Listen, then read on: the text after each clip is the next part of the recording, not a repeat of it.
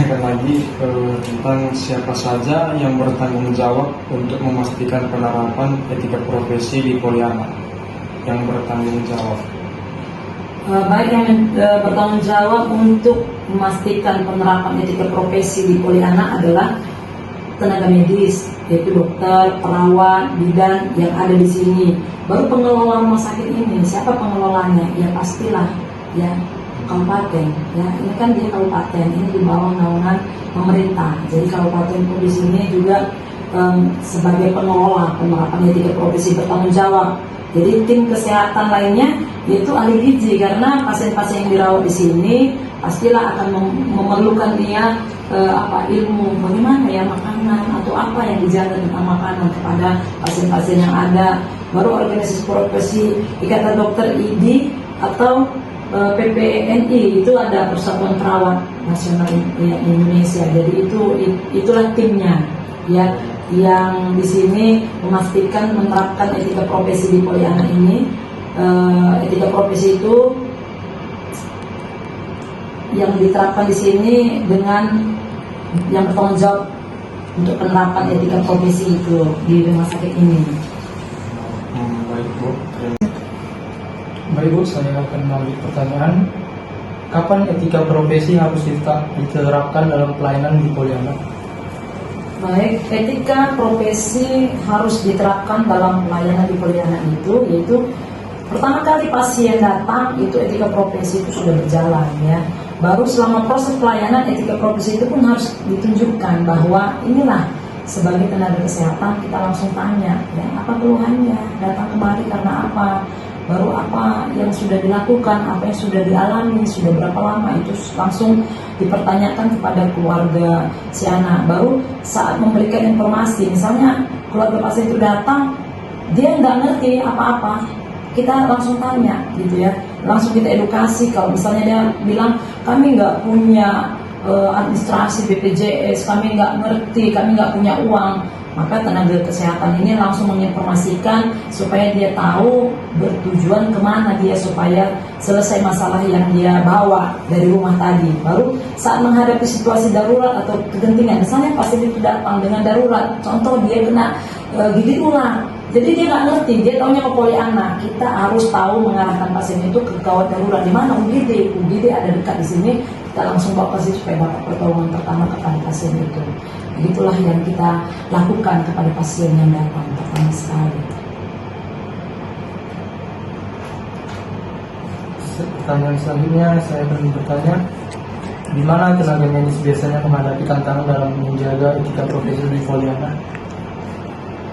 Tenaga medis biasanya menghadapi tantangan dalam menjaga etika profesi di Poliana ini di ruang perawatannya, ya di ruang perawatannya seperti di Poli ini. Baru di ruang profesi, ada ruang profesi itu selalu seperti ruangan kita bagaimana bisa berdiskusi atau briefing, ya di situ pun kita akan lakukan. Baru saat melakukan konsultasi dengan pasien dan orang tua, contoh misalnya pasien ini perlu penanganan yang harus dirujuk, jadi kita harus ada sampaikan kepada keluarganya, ada satu ruangan supaya keluarga itu bisa mengerti dan jelas, tidak dia merasa curiga, tidak merasa diabaikan, dan tidak memiliki pengetahuan apa-apa tentang keluarganya. Baru saat menghadapi situasi konflik atau kegentingan, contoh konfliknya itu bahwa dia nggak punya keluarga, dia cuma datang bawa anak itu, dia nggak ngerti, itu kan genting, dia perlu, ya kan. Jadi etika profesi ini berhak atau berkewajiban untuk membantu dia supaya di dalam kegentingannya itu ada solusi.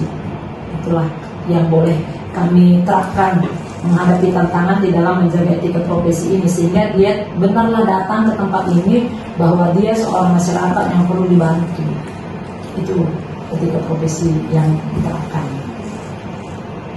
Baik Bu, terima kasih atas menjawab pertanyaan dari kami. Oke. Bu, saya akan melanjutkan pertanyaan yang tadi. Bagaimana cara memastikan bahwa tenaga medis di Poliana mematuhi etika profesi?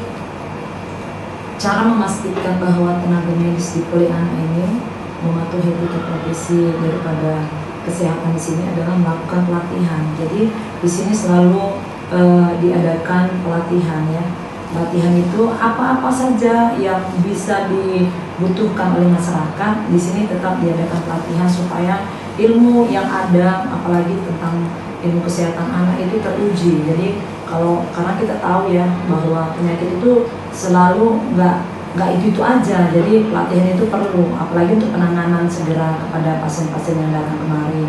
Baru membuat kebijakan dan prosedur etika profesi, yaitu membuat kebijakan. Contoh kalau misalnya ada pasien datang, apa kebijakannya kalau misalnya pasien itu membutuhkan suatu pertolongan yang di mana-mana dia sudah datangi, kayaknya nggak selesai ini, nggak tahu ini apa tentang keluhan anaknya. Maka di sini etika profesi itu akan muncul ya, maksudnya diterapkan di sini bahwa kebijakan itu dibuat supaya bisalah ditangani ya pasien-pasien anak itu. Baru melakukan pemantauan dan evaluasi kinerja tenaga medis. Jadi setelah berakhir 1 bulan nanti ada evaluasinya. Biasanya itu akhir tahun evaluasi apa penyakit yang sering datang di sini. Jadi supaya tahu penanganan di tahun-tahun ke depan untuk supaya bisa lebih lagi gerak cepat untuk penanganan pasien-pasien yang mungkin dengan penyakit-penyakit gawat daruratan. Baru membuat sistem pengaduan atau penyelesaian masalah. Di sini etika profesi juga membuat satu sistem pengaduan. Jadi misalnya ada keluarga pasien merasakan bahwa kayaknya aku perlu bantuan ini. Jadi kita ada namanya itu SARS, KIRS, ada di depan IGD. Jadi boleh kita misalnya keluarga pasien yang perlu pengetahuan tentang rumah sakit ini boleh. Jadi etika profesi juga sampai ke sana sehingga pasien bisa terlayani dengan baik. Baru meningkatkan kesadaran dan komitmen tenaga medis terhadap etika profesi. Jadi supaya dengan kesehatan di sini sadar bahwa ilmu itu tetap terus harus dipelajari sehingga digali terus, nggak bisa hanya itu aja karena kita tahu bahwa kehidupan ini selalu ada hal-hal yang baru. Jadi kita udah tahu dari COVID itu, kita nggak tahu dari mana, katanya dari luar negeri. Makanya di sini selalu belajar. Supaya apa? Supaya tim kesehatan di sini tetap teruji kemanapun dia tetap oke. Baik Bu, terima kasih sudah menjawab pertanyaan dari kami. Kiranya ada pertanyaan yang kurang berkenan dihubungkan tentang seputar rumah sakit ya. Mohon maaf. Begitulah Bu pertanyaan yang bertanya. Sekali lagi terima kasih Bu. Terima kasih kembali buat kunjungannya. Dan kita berharap ini kan interan ya kan. Seharusnya kan kalau pakai surat dia ada kan ada tujuannya gitu. Jadi ini karena sini ini kan bukan untuk dipublikasikan hanya untuk tugasnya.